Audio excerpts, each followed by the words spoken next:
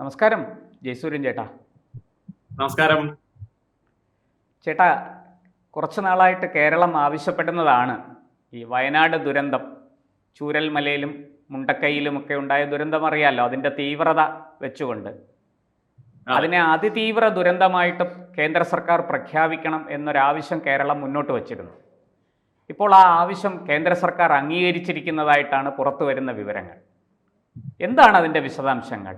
എന്തുകൊണ്ടാണ് കേന്ദ്ര സർക്കാർ കേരളത്തിൻ്റെ ഈ ആവശ്യം അംഗീകരിച്ചത്? അതിന് കാരണമായിരിക്കുന്നത് എന്തൊക്കെയാണ്? ഇവിടെ അതിതീവ്ര ദുരന്തം എന്നുള്ള വാക്കല്ല കേരളം ആദ്യം ഉപയോഗിച്ചുകൊണ്ടിരുന്നത്. ദേശീയ ദുരന്തം എന്നുള്ളതായിരുന്നു.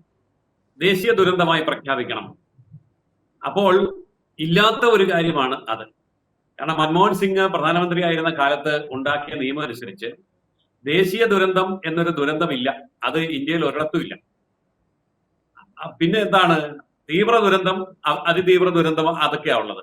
അപ്പോൾ ഈ ദേശീയ ദുരന്തം എന്നുള്ള പ്രഖ്യാപനത്തിന് വാശി പിടിക്കുകയും മാധ്യമങ്ങളിലും പത്രസമ്മേളനങ്ങളിലും അത് ആവർത്തിച്ച് ആവശ്യപ്പെടുകയും മുഖ്യമന്ത്രി അടക്കമുള്ളവര് ആ ആവശ്യമായ രംഗത്ത് വരികയും ചെയ്തപ്പോൾ കേന്ദ്രം വ്യക്തമാക്കി അങ്ങനെ ഒരു ദുരന്തം ഇല്ല. പിന്നെ അതേ പിടിച്ചുള്ള രാഷ്ട്രീയ ചർച്ചയായി. അതായത് ദേശീയ ദുരന്തമായി പ്രഖ്യാപിക്കാൻ കേന്ദ്രം തയ്യാറല്ല. അവസാനം കേന്ദ്രം ചോദിച്ചു, നിയമമില്ല, പിന്നെ എന്ത് ചെയ്യും? അപ്പോൾ അവർ പറഞ്ഞു, എങ്ങനെ ചെയ്യണം എന്നുള്ളതിന്റെ നിർദ്ദേശം കേരളം സമർപ്പിക്കൂ. അതിനുവേണ്ടി കേന്ദ്രം IMCTയെ ഇങ്ങോട്ട് അയച്ചു. അതായത് ഇന്റർ മിനിസ്റ്റീരിയൽ സെൻട്രൽ ടീം. അവരിവിടെ വന്നു. അവരിവിടെ വരുമ്പോൾ അവരുടെ മുമ്പിൽ ഈ കാര്യങ്ങൾ അവതരിപ്പിച്ചു കൊടുക്കേണ്ടതിന്റെ ചുമതല സംസ്ഥാന ഗവൺമെന്റിനാണ്. എന്നാൽ സംസ്ഥാന ഗവൺമെന്റ് ആ സമയത്ത് കൃത്യമായിട്ടുള്ള ഒരു റിപ്പോർട്ട് ഈ കേന്ദ്ര സംഘത്തിന്റെ മുമ്പിൽ അവതരിപ്പിക്കുന്നതിൽ പരാജയപ്പെട്ടു. കേരള ഗവൺമെന്റ് എന്താ ചെയ്തത്? ഒരു ശവശരീരം മറവ് ചെയ്തതിന് 75,000 രൂപ, ബെയിലി പാലത്തിന് കീഴെ കല്ല് പാകിയതിന് 1 കോടി രൂപ, ഭക്ഷണം കഴിച്ചത് 10 കോടി രൂപ, വസ്ത്രം വാങ്ങിച്ചത് 7 കോടി രൂപ, ഇങ്ങനെ ഒക്കെയുള്ള ഒരു കണക്കങ്ങ് സബ്മിറ്റ് ചെയ്തു. ഈ കണക്ക് കിട്ടിയപ്പോൾ കേന്ദ്രം പറഞ്ഞു, ഇത് അംഗീകരിക്കാൻ പറ്റുന്ന കണക്കല്ല, കാരണം ഇത് ജനവിരുദ്ധമാണ്, ഇങ്ങനെ യാതൊരു അടിസ്ഥാനവുമില്ലാത്തൊരു കണക്ക് തന്നാൽ പണം തരാൻ പറ്റില്ല എന്ന് പറഞ്ഞു. അപ്പോഴൊക്കെ ഇവിടെ രാഷ്ട്രീയ ആരോപണങ്ങൾ കൊടുമ്പിരി കൊള്ളുകയാണ്. കണ്ടോ, കേന്ദ്രം കേരളത്തെ അവഗണിക്കുന്നു, മനുഷ്യർ മരിച്ചു വീഴുമ്പോൾ, വീടുകൾ നഷ്ടപ്പെടുമ്പോൾ, കാണാതാകുമ്പോൾ ഇങ്ങനെയാണോ പെരുമാറേണ്ടത്, മനുഷ്യത്വരഹിതമാണ്, കേന്ദ്രം കേരളത്തെ ഞെരുക്കുകയാണ് എന്നൊക്കെയുള്ള നിലപാടിലേക്ക് പോവുകയും അന്ത്യചർച്ചകളെല്ലാം തന്നെ ആ തരത്തിൽ വൈകാരികമായി അതിവൈകാരികമാവുകയും ചെയ്യുമ്പോൾ അവസാനം പാർലമെന്റിൽ ഈ വിഷയം വന്നു. പാർലമെന്റിൽ ഈ വിഷയം വന്നപ്പോൾ ആഭ്യന്തരമന്ത്രി അമിത്ഷാ ഒരു ചോദ്യം ചോദിച്ചു. കേരളം റിപ്പോർട്ട് തരാൻ ഞങ്ങൾ ആവശ്യപ്പെട്ടു, ഞങ്ങൾ IMCTയെ അയച്ചു, പക്ഷെ നിങ്ങൾ എന്തുകൊണ്ട് റിപ്പോർട്ട് തരുന്നില്ല? ഈ ചോദ്യം അമിത്ഷാ ചോദിക്കുമ്പോഴാണ് സത്യത്തിൽ യഥാർത്ഥത്തിലുള്ള റിപ്പോർട്ട് ഇതുവരെ കൊടുത്തിട്ടില്ല എന്നുള്ള കാര്യം പുറം ലോകം അറിയുന്നത്. അവസാനം കേന്ദ്രത്തിന്റെ ഈ കാര്യത്തിന് ഒരു ഫോർമാറ്റ് ഉണ്ട്. അത് കേന്ദ്ര ഏകപക്ഷീയമായിട്ടുണ്ടാക്കിയ ഫോർമാറ്റ് അല്ല. കേരളത്തിലെ അടക്കം എല്ലാ സംസ്ഥാന ഗവൺമെന്റുകളും കേന്ദ്രവും കൂടി ഒന്നിച്ചിരുന്ന് രൂപീകരിച്ചിരിക്കുന്ന ഡിസാസ്റ്റർ മാനേജ്മെന്റും ആയി സംബന്ധിച്ച ഒരു ഫോർമാറ്റിൽ വേണം ഇത് അപ്ലൈ ചെയ്യാൻ. ആ ഫോർമാറ്റില് ഇത് അപ്ലൈ ചെയ്ത് വന്നപ്പോഴേക്കും 3.5 മാസക്കാലം കടന്നുപോയി. ഈ 3.5 മാസക്കാലം കേരളത്തിൽ രാഷ്ട്രീയ ആരോപണ പ്രത്യാരോപണങ്ങളും ബന്ധും ഹർത്താലും പത്രസമ്മേളനങ്ങളും പ്രകടനങ്ങളും നടക്കുകയാണ്. എന്നാൽ ഈ സമയത്ത് കേരള ഗവൺമെന്റ് ചെയ്യേണ്ടിയിരുന്നത് എന്താണ്? കൃത്യമായിട്ടുള്ള ഒരു ഫോർമാറ്റിൽ, ഇന്ത്യ മുഴുവൻ അംഗീകരിച്ചിരിക്കുന്ന ഫോർമാറ്റിൽ നമ്മളുടെ ഡിസാസ്റ്റർ എങ്ങനെ സംഭവിച്ചു, അത് പുനരുദ്ധരിക്കണമെങ്കിൽ എന്തൊക്കെ വേണം, അതുപോലെ മരിച്ചവരുടെ എണ്ണം എത്ര, കാണാതായവരുടെ എണ്ണം എത്ര, നഷ്ടപ്പെട്ടു പോയ വീടുകൾ എത്ര, കൃത്യമായ കണക്കായിരുന്നു കൊടുക്കേണ്ടിയിരുന്നത്. കൃത്യമായ കണക്ക് അപ്പോഴും കൊടുക്കുന്നില്ല. തീർച്ചയായിട്ടും കേരളം അക്കാര്യത്തിൽ വലിയ വീഴ്ച വരുത്തി എന്നുള്ളത് ഇവിടുത്തെ മാധ്യമങ്ങളടക്കം റിപ്പോർട്ട് ചെയ്തതാണ്. എന്തായാലും നമുക്ക് തിരിച്ചു വരാം. ഈ അതിതീവ്ര ദുരന്തമായിട്ട് ഇപ്പോൾ കേന്ദ്രം അംഗീകരിച്ചു കഴിഞ്ഞു. ഇനി എന്തൊക്കെ സഹായങ്ങളാണ് നമുക്ക് ലഭിക്കുക? എത്ര കോടി രൂപ ഈ ഇനത്തിൽ കേരളത്തിന് കിട്ടും? അതെങ്ങനെയൊക്കെ ചെലവഴിക്കാൻ പറ്റും? അതൊന്ന് ചുരുക്കി വിശദീകരിക്കാം. അതായത് ഇങ്ങനെയുള്ള ദുരന്തങ്ങൾക്ക് വേണ്ടി നമ്മൾ സഹായം ചോദിക്കുമ്പോൾ ആ സഹായം ചോദിക്കുന്നതിന്റെ നിയമങ്ങൾ പാലിച്ചുകൊണ്ട് ചോദിക്കണം എന്നുള്ളതാണ്. അപ്പൊ ഞാനത് വ്യക്തമായിട്ട് പറയാം. അതായത് കേന്ദ്രം ജൂലൈ മാസം 31-ന് ഫസ്റ്റ് ഇൻസ്റ്റാൾമെന്റ് എന്നുള്ള നിലയിൽ 145.60 കോടി കേരളത്തിന് കൊടുത്തു. സെക്കൻഡ് ഇൻസ്റ്റാൾമെന്റ് ഒക്ടോബർ മാസം 1-ാം തീയതി 145.60 കോടി കേരളത്തിന് കൊടുത്തു.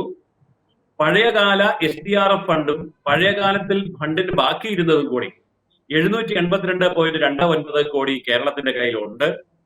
ഇത്രയും പണം ഇവിടെ ഇരിക്കുമ്പോൾ ആഗസ്റ്റ് 19-ന് ഇമ്മീഡിയറ്റ് റിലീഫ് എന്ന് പറഞ്ഞ് ചപ്പ് ചവറുകൾ മാറ്റാനും റോഡിലെ തടസ്സങ്ങൾ മാറ്റാനും ഒക്കെ ആയിട്ട് വീണ്ടും കേന്ദ്രം പണം കൊടുക്കുന്നുണ്ട്. ആ ഇമ്മീഡിയറ്റ് റിലീഫിന് കൊടുത്തത് 214.68 കോടിയാണ്. അതിനകത്ത് 36 കോടി രൂപ റോഡ് ക്ലിയറൻസിന് വേണ്ടി, അതായത് മരങ്ങൾ വീണും മണ്ണ് വന്നടിഞ്ഞും റോഡ് തടസ്സപ്പെട്ടത് മാറ്റാൻ മാത്രം 36 കോടി രൂപ കൃത്യമായിട്ടും അതിനകത്ത് കൊടുക്കുന്നുണ്ട്. എന്നിട്ട് ഈ IMCT ആഗസ്റ്റ് 2-ന് രൂപീകരിച്ചു. ആഗസ്റ്റ് 8-ന് ഇവിടെ വന്നു. 8, 9, 10 തീയതികളിൽ സ്ഥലം സന്ദർശിച്ചു. അപ്പോഴാണ് പറയുന്നത്, നിങ്ങൾ ഇതിന്റെ ഡീറ്റെയിൽ ആയിട്ടുള്ള ഒരു ആവശ്യ പത്രിക, അതായത് ഡിമാൻഡ് എന്താണ്, എന്തൊക്കെ കാര്യത്തിന് വേണ്ടിയാണ് ഇത് കേന്ദ്രത്തിന് കൊടുക്കാൻ പറഞ്ഞു. അത് കൊടുക്കാൻ പറഞ്ഞു കഴിഞ്ഞിട്ട് ഇത്ര വീട് നഷ്ടപ്പെട്ടു, ഇത്ര റോഡ് നഷ്ടപ്പെട്ടു, ഇത്ര പാലം പോയി, ഇത്ര പേര് മരിച്ചു, ഇത്ര പേരെ കാണാതായി, ഇത്ര പേർക്ക് പരിക്കുണ്ട്, ഇന്ന നാശനഷ്ടങ്ങൾക്ക് ഇത്ര രൂപ വേണം, ഒരു വീട് നിർമ്മിക്കാൻ എത്ര, പാലം നിർമ്മിക്കാൻ എത്ര, റോഡ് റിപ്പയറിങ്ങിന് എത്ര, ഇങ്ങനെയെല്ലാമുള്ള കാര്യങ്ങൾ ചെയ്യാൻ ഇവിടെ എത്ര ഉദ്യോഗസ്ഥന്മാരായിരിക്കുന്നത്, എത്ര ഡിപ്പാർട്ട്മെന്റ് ആയിരിക്കുന്നത്, എത്ര പേരാണ് ലക്ഷക്കണക്കിന് ശമ്പളം മേടിക്കുന്നത്. ഇതിന്റെ മുകളിൽ ഇവിടെ മന്ത്രിസഭയുണ്ട്, പ്രതിപക്ഷമുണ്ട്, ഇവിടെ നിയമസഭയുണ്ട്. ഇവരെല്ലാം കൂടി അടിയന്തരമായി സമ്മേളിച്ചുകൊണ്ട്, നിയമസഭ സമ്മേളിക്കണം എന്നല്ല ഞാൻ പറയുന്നത്, ഉദ്യോഗസ്ഥന്മാരെ വിളിച്ചുകൂട്ടി ഓരോ ഡിപ്പാർട്ട്മെന്റുകൾ ഉത്തരവ് കൊടുത്താൽ, ഇപ്പൊ ഉദാഹരണത്തിന് PWDക്ക് ഉത്തരവ് കൊടുത്താൽ എത്ര റോഡ് നന്നാക്കണം, എത്ര പാലം, എത്ര കലുങ്ക് കൃത്യമായിട്ട് പറയും. വാട്ടർ അതോറിറ്റിയോട് ചോദിച്ചാൽ അവർ പറയും, ഇലക്ട്രിസിറ്റി ബോർഡിനോട് ചോദിച്ചാൽ അവർ പറയും, മെഡിക്കൽ ടീമിനോട് ചോദിച്ചാൽ അവർ പറയും. എന്നിട്ട് അവരുടെ എല്ലാം കൃത്യമായ റിപ്പോർട്ടിന്റെ അടിസ്ഥാനത്തിൽ ആവശ്യമായ തുക എത്ര എന്ന് ഡീറ്റെയിൽഡ് റിപ്പോർട്ട് കേന്ദ്രത്തിന് കൊടുത്താൽ മാത്രം മതി. അതിനാണ് 3.5 മാസക്കാലം എടുത്തത്. എന്ന് പറയുമ്പോൾ 105 ദിവസം വെച്ച് താമസിപ്പിച്ചു.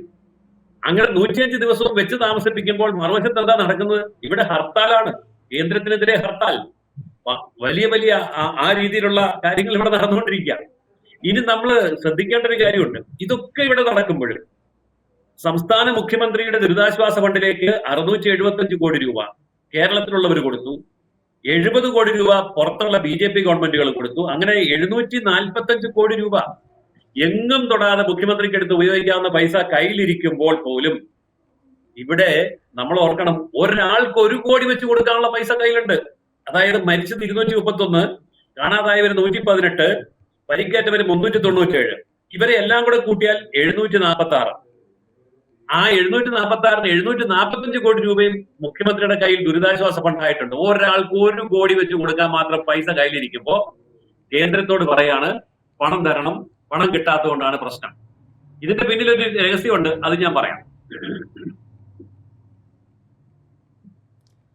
ഞാൻ ചോദിച്ചു വന്നത്, ഇപ്പോൾ ഈ അതിതീവ്ര ദുരന്തമായിട്ട് കേന്ദ്രം അംഗീകരിച്ചു കഴിഞ്ഞു. ഇനി എത്ര രൂപയുടെ സഹായം, എത്ര കോടി രൂപയുടെ സഹായം നമുക്ക് കിട്ടാൻ സാധ്യതയുണ്ട്? അങ്ങയുടെ വിലയിരുത്തൽ എന്താണ്? അതായത് ഇതിന്റെ സഹായത്തെ സംബന്ധിച്ച് പ്രധാനമന്ത്രി തന്നെ നേരിട്ട് സ്ഥലത്ത് വന്ന് വ്യക്തമാക്കിയ ഒരു കാര്യമുണ്ട്. പണം പ്രശ്നമല്ല, എത്ര കോടി വേണമെന്ന് സംസ്ഥാനം പറയുന്നു അത്രയും കോടി കൊടുക്കാൻ കേന്ദ്ര ഗവൺമെന്റ് തയ്യാറാണ് എന്ന് പ്രധാനമന്ത്രി നേരിട്ട് സ്ഥലത്ത് വന്ന് പ്രഖ്യാപിച്ചതാണ്. അതുകൊണ്ട് പണം എന്നുള്ളതിന്റെ കണക്കൊരു പ്രശ്നമല്ല, എത്ര കോടി ചോദിക്കുന്നു എന്നുള്ളതാണ് പ്രധാനപ്പെട്ട കാര്യം. അതായത് കണക്ക് അങ്ങോട്ട് ചോദിച്ചാലല്ലേ ഇങ്ങോട്ട് തരാൻ പറ്റുള്ളൂ. അപ്പൊ ചോദിക്കുന്നത് എങ്ങനെയെന്നുള്ളതാണ്. ഇതാ ഞാൻ പറഞ്ഞു, ഇതിന്റെ പുറകിൽ ഒരു രഹസ്യമുണ്ട്. ഈ കോൺഗ്രസിന്റെ ഒക്കെ ഭരണകാലത്ത് പരമ്പരാഗതമായിട്ട് ഭാരതത്തിൽ ശീലിച്ച ഒരു കാര്യമാണ് ദുരിതാശ്വാസ ഫണ്ട് സംസ്ഥാന ഗവൺമെന്റുകൾ കൊള്ളയടിക്കുക, തിരിമറി നടത്തുക, മോഷ്ടിച്ചുകൊണ്ട് പോവുക എന്നുള്ളത്. കാരണം ഈ ദുരിതാശ്വാസത്തിന്റെ ഇടയ്ക്ക് ജനങ്ങൾ ഇതൊന്നും ശ്രദ്ധിക്കുക. ഇവിടെ വന്ന പണം കണക്ക് വെച്ച് കൈകാര്യം ചെയ്യാതെ ചെലവഴിച്ച് ആവശ്യക്കാർക്ക് പോക്കറ്റിലേക്ക് കൊടുക്കുന്ന പരിപാടിയാണ് കോൺഗ്രസ് ഭരണകാലത്ത് നിലവിലുണ്ടായിരുന്നത്. ആ ഒരു അനുഭവത്തിന്റെ അടിസ്ഥാനത്തിലാണ് കേന്ദ്രത്തിനോട് ചുമ്മാ 2000-3000 കോടി ഇങ്ങ് തന്നേക്കാൻ പറഞ്ഞത്. അങ്ങനെ അനുവദിക്കുന്നു, അത് കുറെ ഭാഗം പോക്കറ്റിലേക്ക് മാറ്റുന്നു. പക്ഷേ BJP ഗവൺമെന്റ് വന്നപ്പോൾ ആ പരിപാടി നിർത്തി. എന്നിട്ട് പറഞ്ഞു അത് പറ്റില്ല, കൃത്യമായ കണക്ക് തന്നാൽ കൃത്യമായ പണം തരാം. ഇപ്പോൾ അങ്ങ് പറഞ്ഞത് വളരെ ശരിയാണ്. മുമ്പ് അങ്ങനെ പലപ്പോഴും സംഭവിച്ചിട്ടുണ്ട്. വരുന്ന കേന്ദ്രമന്ത്രിയെ ഹെലികോപ്റ്ററിൽ കയറ്റി നമ്മുടെ കുട്ടനാടൊക്കെ കൊണ്ടുവന്ന് കാണിച്ചിട്ട് കായലും മറ്റുമൊക്കെ കാണിച്ചിട്ട് ഇതൊക്കെ വെള്ളം കയറി കിടക്കുകയാണ് എന്ന് പറഞ്ഞ് കേരളം ഫണ്ട് വാങ്ങിയ കഥയൊക്കെ ചില പത്രങ്ങളിലും മറ്റുമൊക്കെ അക്കാലത്ത് വന്നിട്ടുണ്ടായിരുന്നു. ഇപ്പോൾ എന്തായാലും നമുക്ക് ഏതാണ്ട് വളരെ കൃത്യമായി കാര്യങ്ങൾ ഒരു തീരുമാനത്തിലെത്തിയിട്ടുണ്ട്. അതായത് അതിതീവ്ര ദുരന്തമായിട്ട് കേന്ദ്രം അംഗീകരിച്ചു കഴിഞ്ഞു. ഇനി കേരളത്തിൻ്റെ പുനർനിർമ്മാണത്തിന്, വയനാടിൻ്റെ മുണ്ടക്കൈയുടെയും ചൂരൽമലയുടെയും പുനർനിർമ്മാണത്തിന് വേണ്ടുന്ന ഫണ്ട് എത്രയാണോ ആവശ്യം അത് കൃത്യമായിട്ട് ബജറ്റ് അങ്ങോട്ട് കൊടുത്തു കഴിഞ്ഞാൽ, ബജറ്റ് തയ്യാറാക്കി കൊടുത്തു കഴിഞ്ഞാൽ ആ തുക കിട്ടും എന്നാണ് അങ്ങ് പറയുന്നത്. അതോടൊപ്പം തന്നെ വേറൊരു കാര്യം കൂടിയുണ്ട്, അതും കൂടെ സൂചിപ്പിക്കാം. അവിടെ നഷ്ടപ്പെട്ടു പോയ വീടിന്റെ 4 ഇരട്ടി വീടുകൾ വെച്ചു കൊടുക്കാൻ തയ്യാറായി സന്നദ്ധ സംഘടനകൾ മുന്നോട്ട് വന്നു. സർക്കാരിന് ഒരു പൈസ മുടക്കില്ല. സ്ഥലം ഞങ്ങൾ മേടിച്ചോളാം, നിങ്ങൾ സ്ഥലം ഏറ്റെടുക്കണ്ട എന്ന് വരെ പറഞ്ഞു. പക്ഷെ കേരള സംസ്ഥാന സർക്കാർ സമ്മതിക്കുന്നില്ലല്ലോ.